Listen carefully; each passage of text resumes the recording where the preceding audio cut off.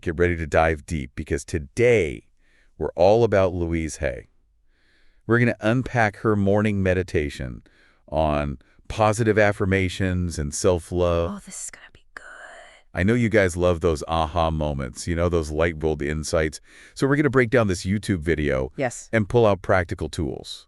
Get ready to, seriously upgrade your morning routine Love it. and maybe even your whole outlook.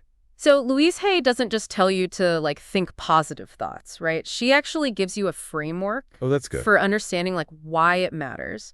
Her core idea is thoughts actually create our reality, Whoa. shaping our present and our future. So she's, not messing around. But does that mean, if we've had, some not so positive thoughts in the past, or we just, stuck? That's where it gets really interesting. Hay emphasizes that, dwelling on past thoughts. It's like trying to drive a car while staring in the rearview mirror. Oh, yeah, I get it. It's not going to get you where you want to go. Makes sense. So what matters? That's what we're thinking right now. It's like the present moment. Yeah, exactly. This moment is where we have the power to shift our reality. Okay, so instead of, beating ourselves up for yesterday's negativity, we can just choose to think differently today and then create a different experience tomorrow. Exactly. I like that. It feels very empowering. It is. It's very empowering. And she even goes as far as to say that if we shift our thoughts to positive expectations, we open ourselves up to delightful surprises and wonderful adventures. I love that. Makes you wonder what we might be missing out on just by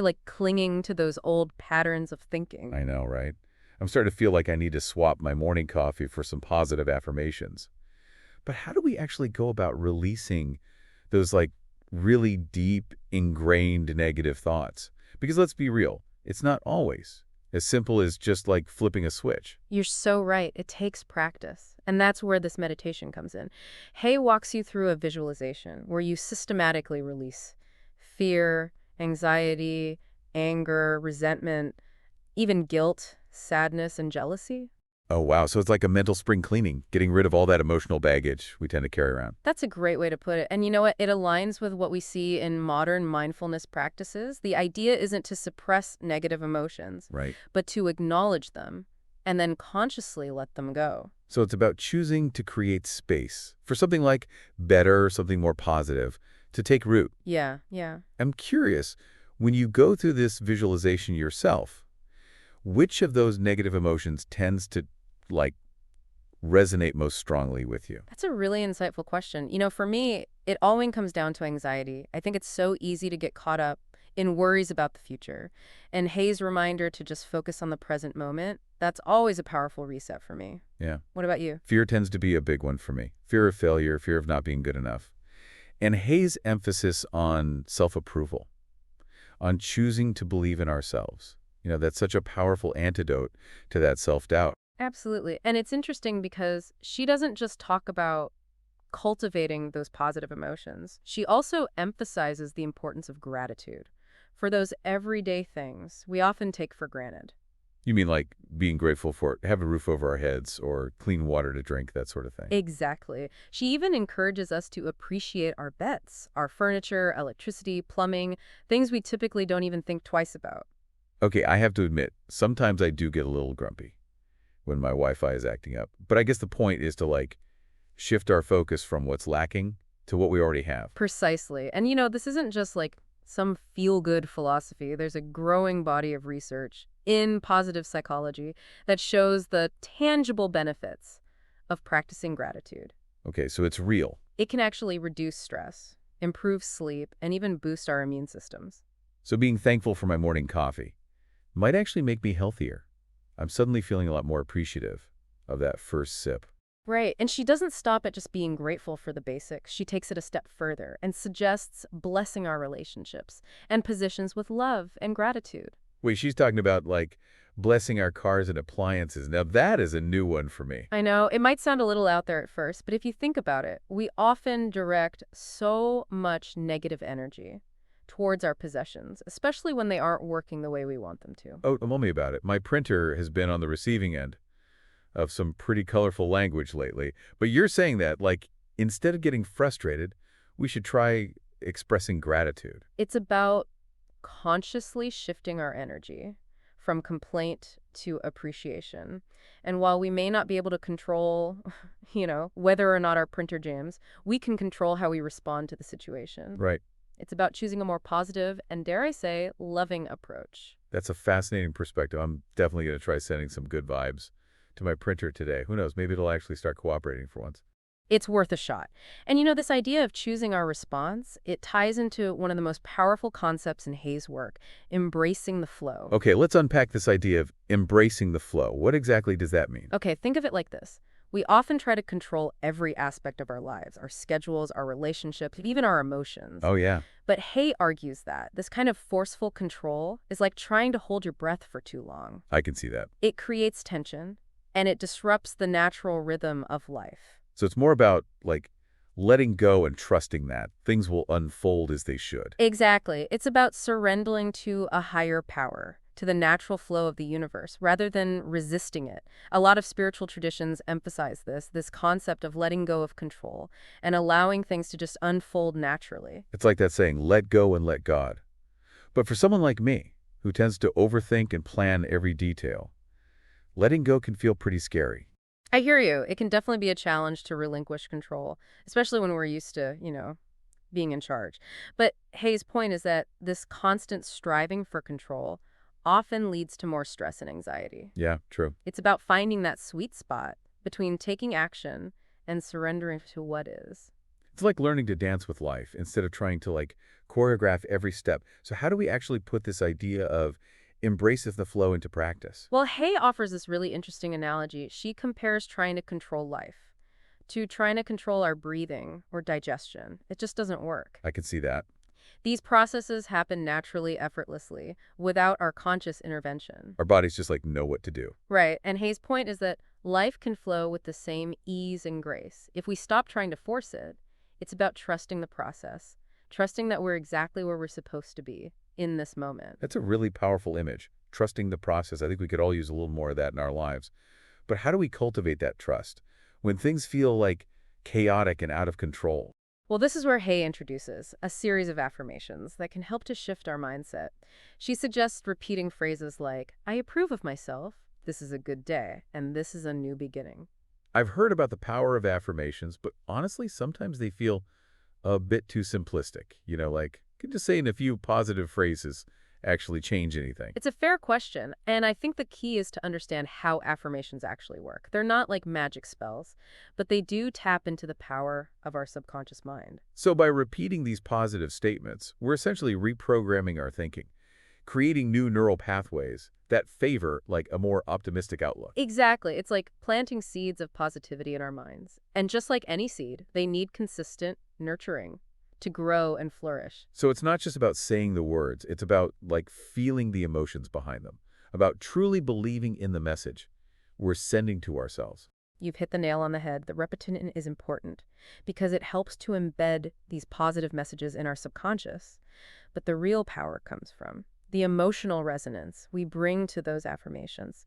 The more we can infuse them with genuine feeling, the more likely they are to take root and create lasting change. So it's like we're choosing to rewrite our internal dialogue, right?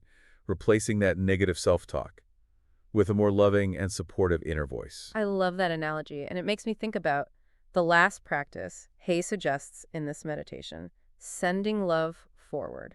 Okay, I'm really intrigued. What does she mean by sending love forward? It's such a beautiful concept. Imagine starting your day by visualizing yourself, sending love and positive energy ahead to the places you'll go and the people you'll encounter. It's like creating a ripple effect of positivity before you even step out the door. So instead of dreading that morning commute, I could try sending love and good vibes to all the other drivers on the road. Exactly, and it doesn't have to be limited to specific situations. You could send love ahead to that meeting you're nervous about, to a friend who's going through a difficult time, or even to strangers you'll encounter throughout your day. I love that idea. It feels like a way to, like, proactively create a more positive and harmonious experience for everyone involved.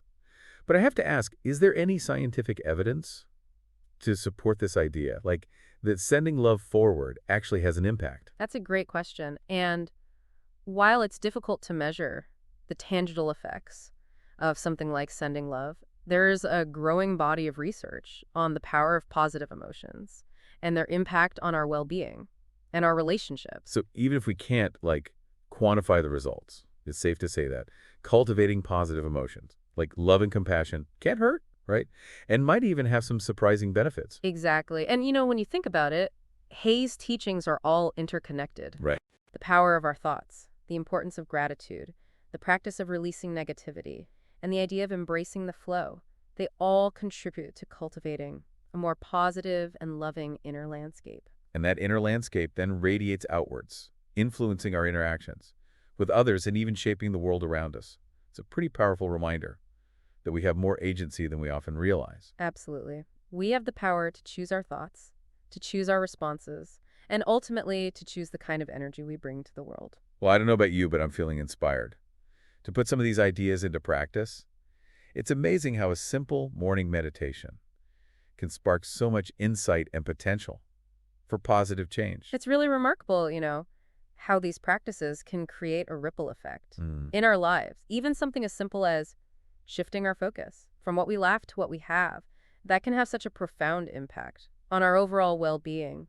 You're talking about that gratitude piece again, right? I have to say I'm still wrapping my head around Hayes' suggestion to bless our possessions with love and gratitude.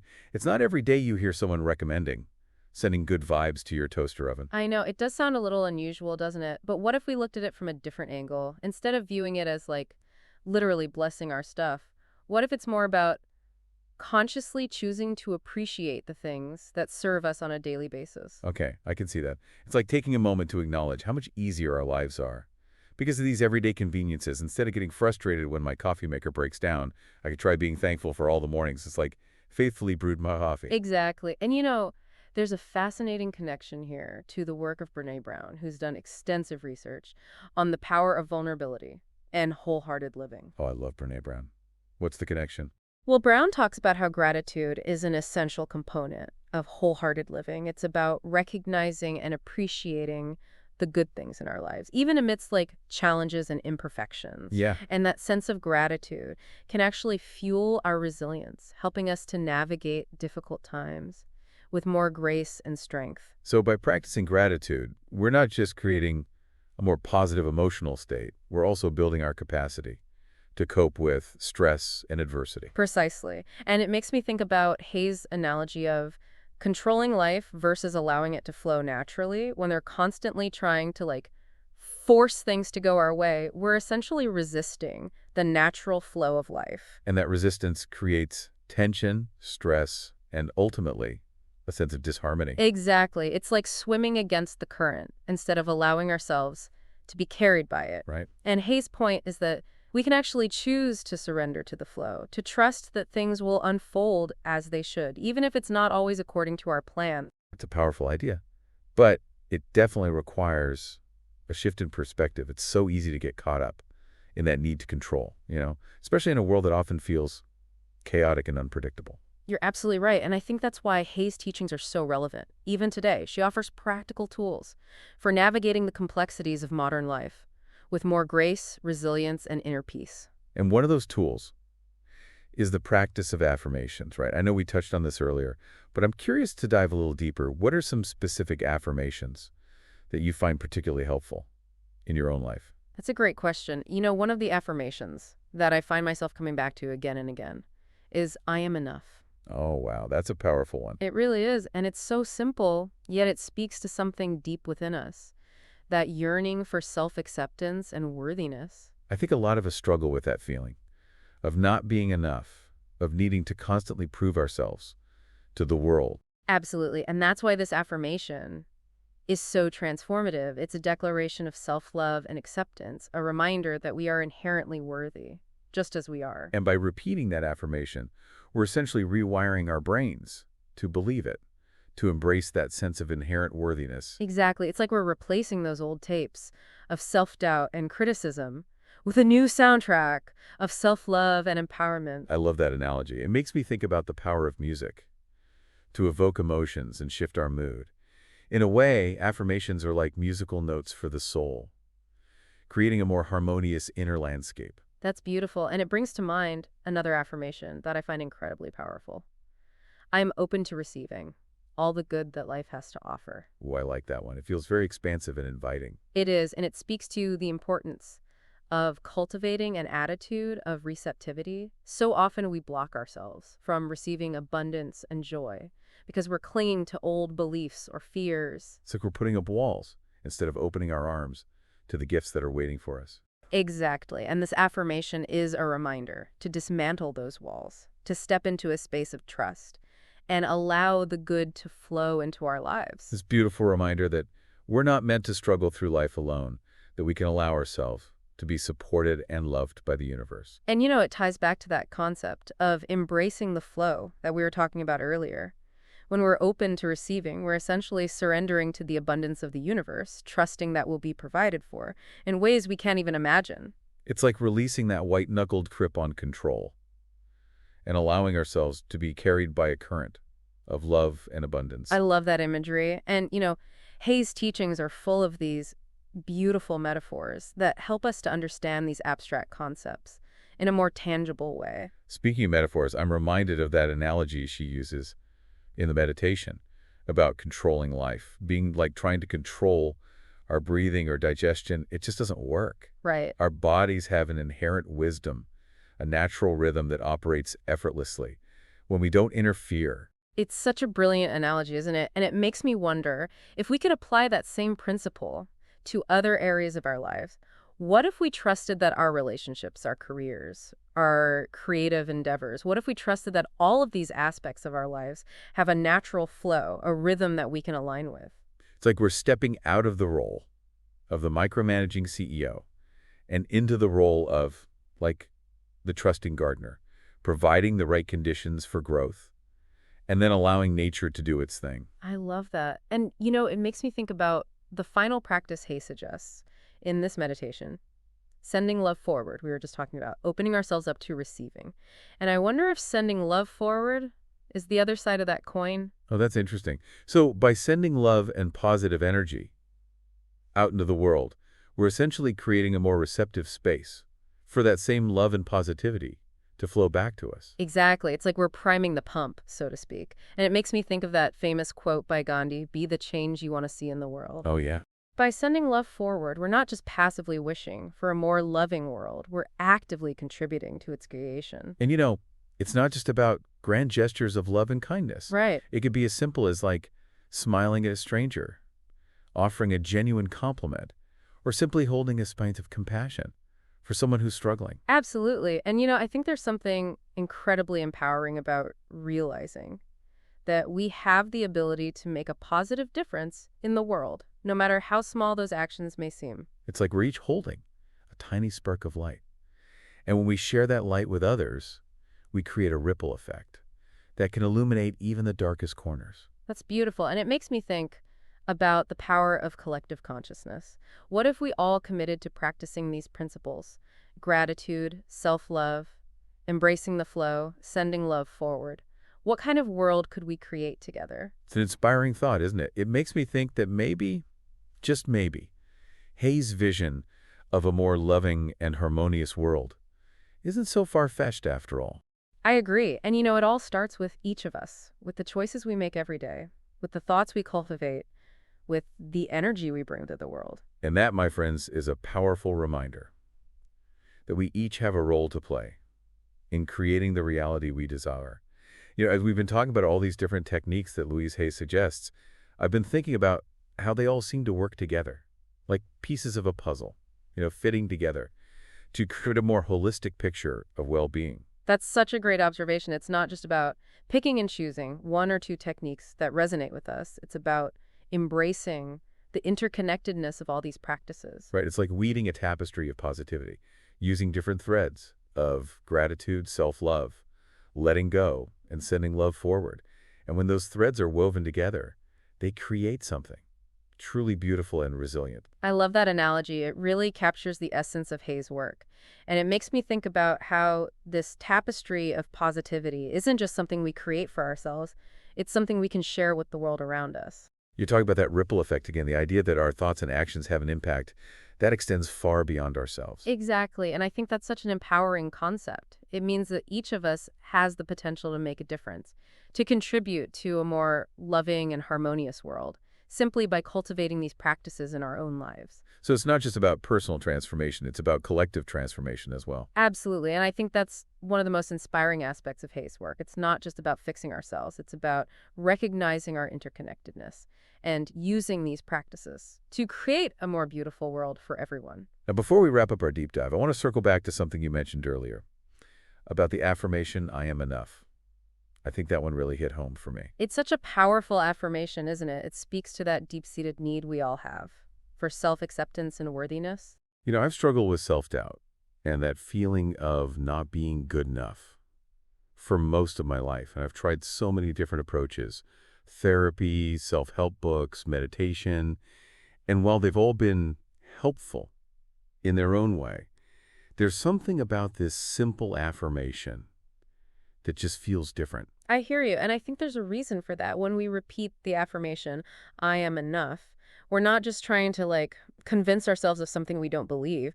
We're tapping into a fundamental truth, that we are inherently worthy, just as we are. It's like we're reminding ourselves of something we've always known, but somehow forgotten along the way. Exactly. And I think that's why it can be so powerful to revisit these affirmations again and again. They're not just about creating new beliefs, they're about remembering our true nature, our inherent worthiness, our capacity for love and joy. And I think that's a beautiful message to leave our listeners with today, that no matter what challenges we're facing, no matter how much we've struggled in the past, we are enough. We are worthy of love and happiness, and we have the power within us to create a more beautiful and fulfilling life. I couldn't agree more. And, it all comes back to that fundamental principle that Louise Hay emphasizes throughout her work.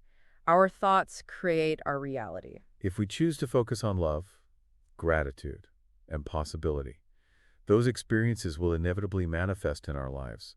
And as we embrace those positive thoughts and actions, we create a ripple effect that extends outwards, touching the lives of those around us and contributing to a more loving and harmonious world. It's an inspiring vision, and one that I believe is within our reach. Well, I think we've covered a lot of ground today.